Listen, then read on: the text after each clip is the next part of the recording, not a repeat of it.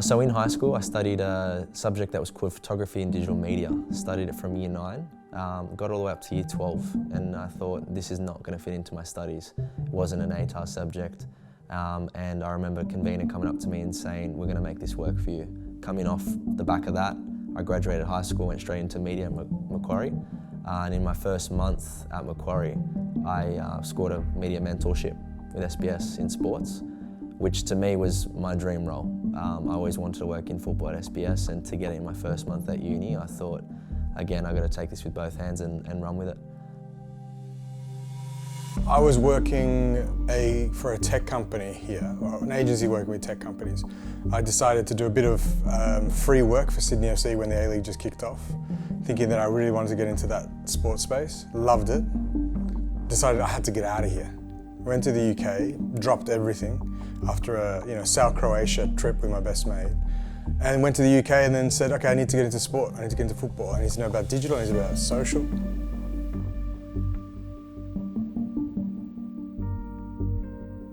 The very beginning? Well, I met you when I was born. I met you, yes. Yeah, I met you when I was born, 27th of June 96. It was a Thursday morning at 10:30 a.m. when I was delivered in Sydney. You would have been around somewhere. But you introduced me to Joey. Yeah, so I when I got back from the UK, I did two things. One was I said to you, mate, social, let's pump that up. And then I spoke to Mike Lazarus, so it's Throwback. And I said to Mike, listen man, I need to find these like young creators, who's a videographer, who's kind of got it. And the first name that he said to me was Joey Farone. I was fortunate enough to meet a guy called Steve Bartlett, who is massive right now, huge. Like he's on Dragon's Den or whatever it's called in the UK. It's massive guy. And he had this great idea for a company, and he started an agency. And then from then on, it was like 3 years of just a blur of agency work. Popping off publishers and creating publishers, flipping accounts. We launched Spore for the Full-Time Devils, all those kind of like publishers that people know today. And working with brands like Apple and Nike and UFC, etc. So when I got back to Australia, I thought, I love that. And I think Australia was a little bit behind. And I thought to myself, how can I shake it up? How can I do things that I love, but I've never owned a business before? And I was like, okay.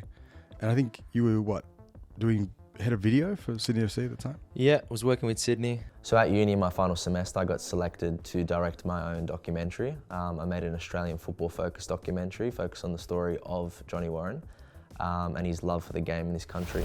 Off the back of that documentary, I managed to actually show Sydney FC in a board meeting that they were discussing the new football crest, and there was a spare 10 minutes after the meeting, and I had a USB handy, and I remember just throwing it out to the board and just asked them the question if I could show them my documentary. They all were open to it. I chucked it up on the TV. And then I noticed Scott Barlow and Danny Townsend had just been appointed the CEO at the time, walked out of the room, came back 2 minutes later, and they pulled me aside and said, do you want to work with us? So 2 years into running my own company, I was shooting a little documentary for Mikey from Throwback Store. And after the shoot wrapped up, he mentioned to me that he had a friend coming back from the UK. I think we just organised the coffee that week and hit things off. And then Charles was like, I got the guy. And then brought you to meet me when I was working at my dad's business. I was painting at the time. Yes, we're refurbing. I was painting and he brought him and you're like, meet this guy. And then, and then it was still a while after that when we started I Want It Yesterday though.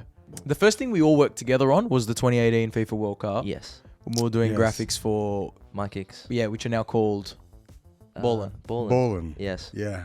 Very, very, very new age techie company, which kind of set the way for what we do now, which is always this taking a punt on these like really new tech, which is like, but first time we all worked together, fun fact, during the 2018 FIFA World Cup, the app that we were doing the graphics for and doing the social for passed the FIFA World Cup app as the number one trending app in Australia. Did you know that shit? Number one trending app in Australia. During a World Cup, for a couple days, the FIFA World Cup app dropped to second. The one we were doing the social for went to first. But we were working at Joey's parents' old warehouse. Yeah. Not even the freezing office cold section. in that place. Yeah, no insulation, and it was just it was freezing, middle of winter. Yeah. Trying to run that World Cup campaign and that's when we knew we were onto something. It's a pleasure to be. It is. Let me take you back to episode 1. Actually, episode 0, because it was the pilot. It didn't go to air. It was a Tuesday at Nonna's, late 2020. It took about 10 hours to get that episode out. Vertical screen. Yeah. And then I still remember then the feedback session at Cello's the following week. Think about what we produce now. Think about that pilot. Credit to them for sticking with us. Yeah, they could have punted us on the spot. When do you reckon we like flipped the switch? Like when do you reckon we started? Around what ep do you reckon? I remember there was even a few. I think when we came in here. Yeah, that was it. Alright, you ready? Boots! Let's go, ready? Let's go, bro. That fired me up. Let's go. Vamos. Let's go! Let's go!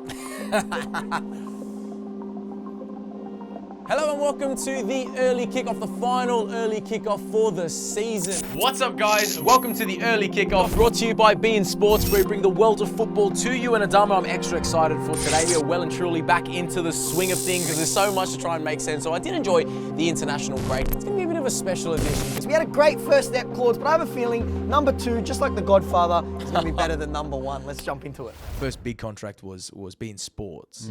Football stopped because of COVID. Bein literally had nothing to flood 3 channels on TV and asked us to make a show. And we said we'd sim the rest of the season because the season had to finish. We'd sim the rest of the season on FIFA and then play the games out using a video game and commentate them like it was real and react to them and analyze them and talk about them on a talk show and everything like it's real. And they were like, yeah, let's do it. And that was the first one. And then from that came the early kick. And we shot it at Ultra Football. We shot that at Because Ultra. we didn't have any space. Yeah, that's right. And Ultra was closed. Ultra was 'Cause closed COVID. because of COVID. So they we got gave a it to us. studio. We got the whole studio, whole shop to do whatever we want to do. Yeah. That was great. And they liked it. With Bein Sports and the early kickoff, I didn't really feel the pressure to deliver a full magazine format show, only because we had come off the back of producing our own magazine show in the form of Socks and Slides for Sportly. Yes, we didn't have the footage to throw to or the highlights to run as overlay, but what that taught the production team and the talent was we had to rely less on that footage and more on the presentation and the delivery of what was being shot on camera. It did teach you about growth, opportunity on social. You were monetizing content already on Facebook, which a lot of people don't know how to do. So you learned in such a short amount of time, and then you personally decided, okay, I know this is a really interesting space just for you rather than just as a team. How do we apply that? So you need to look at it 2 ways. One is how does it help me versus how does how does information and the knowledge I have, how can I apply that to a client? Project number 1, which was being Techo.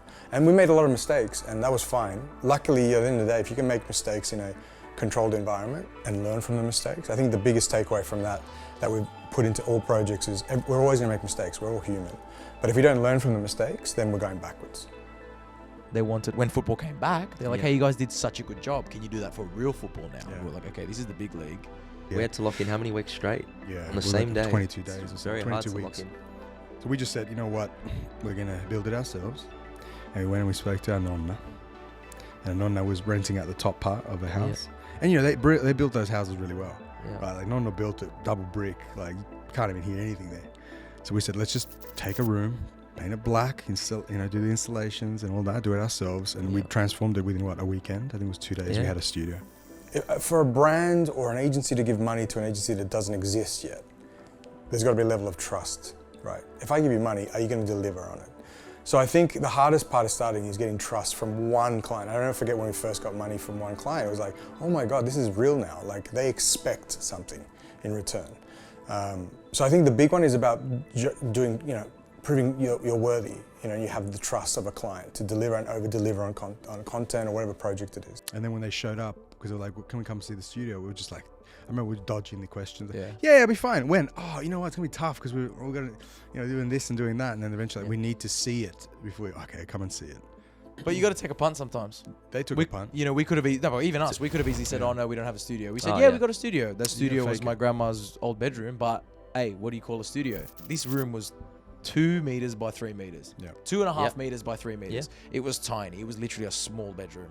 And we didn't have the tech at that time that we have now, and then we didn't have the tech we didn't have a control room, so they were all standing behind the cameras. I remember how hot that room in a was. 2.5 by 3 meter room. 5 crew behind the cameras in the space of half a meter. I think we by bought half a meter. tarps. No, we bought We bought those soundproof sound blankets. And mind you, we're shooting in an old bedroom, right? It's been sticky taped over the weekend. So the soundproofing kept falling. We managed to shoot a pilot episode, give it to Bein. Somehow, it worked. Bein approved it. Amazing. We come back to then go, all right, we're on now. Let's shoot episode 2. We came back to that bedroom. Everything was on the floor. Like all the tape had fallen off. All the walls had popped off. The soundproofing was fucked. We had to do it again quickly in a day to shoot again. But we always sweating every fucking time. Every time. Always sweating. Can we Well, get not sweating in the room because it was like 40 degrees, but sweating to make sure we could perfect the way we did it. We did transition mid-season with the same set from Nonna's house to our office. So we finally had made to make enough it money seamless as well. to get rent. I never forget sweating. Like again, sweating. Like, what do you mean rent? How much? How many years? I don't know. Will we even be here in 2 years? I don't know. What else you got to pay for? But the other clients What the started hell's to a come. bank Once you got a guarantee? show on TV, like the other clients started to come, and it got easier. Well, you got a portfolio. There's a bit of trust. Yeah, there. there's a bit of trust, and we went on to do it with so far. You know, season 3 just finished, and what is it, about 120 episodes we've done now of that show. How many shows do 3 seasons? Yeah. You get canned after the first. Yeah. So great for being. Amazing. So that's how the early kickoff happened. My one yesterday is it's a mantra in terms of I don't want to go and do it the way it's been done. I want to change it, ideas. I want to feel empowered. I want to be an entrepreneur. I want to find new ways around. I want to test new things. Honestly, it doesn't matter about experience sometimes. If they show that they care and they're passionate about what they do, then there's always a place for them at On Yesterday.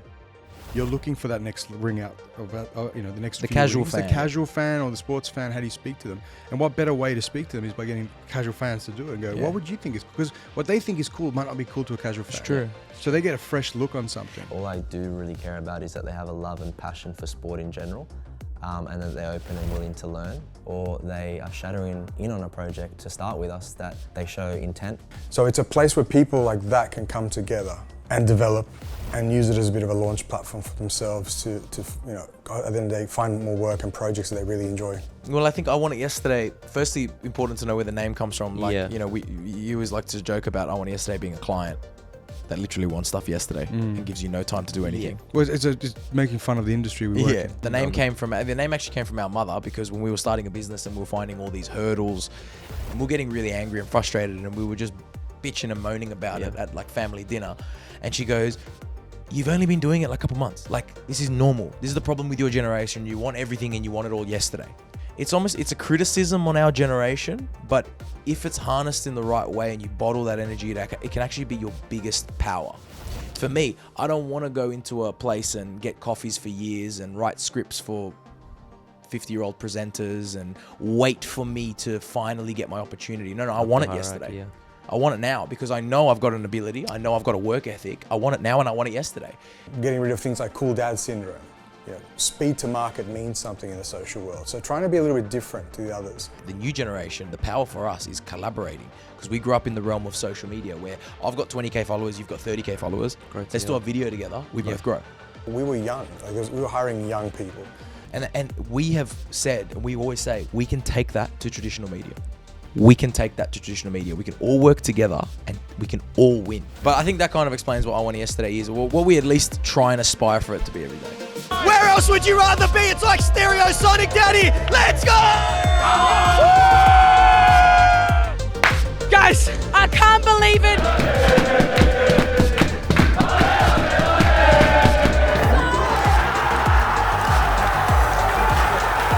Do you like that little intro?